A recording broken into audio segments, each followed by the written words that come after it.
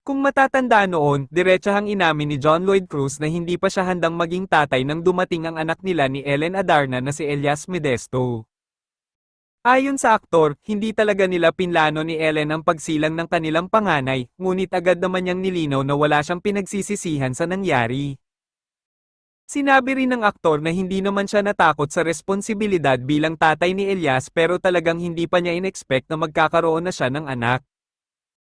Maayos naman ang kasunduan nila ni Ellen pagdating sa pagpapalaki at pag-aalaga kay Elias, ngunit kulang na kulang talaga ang panahon para magawa niya ang lahat ng nais niyang gawin kasama ang bagets. Samantala, pinaliwanag ni Ellen Adarna kung bakit 10,000 lang ang binibigay na sustento ni John Lloyd Cruz para sa kanilang anak na si Elias.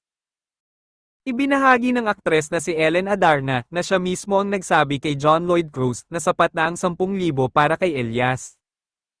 Sa isang panayam sinabi ni Ellen na parte ng isa sa mga pinakamayamang pamilya sa Cebu na sapat lamang para sa kanyang anak na si Elias ang hiningi niya kay John Lloyd. Ayon kay Ellen ay sinabi pa ni John Lloyd na susobrahan niya sa 10,000 ang ibibigay niyang padala ngunit hindi pumayag ang aktres. I know he's more than capable of giving more than that but I told him I cannot accept anything more than 20,000 and that's it.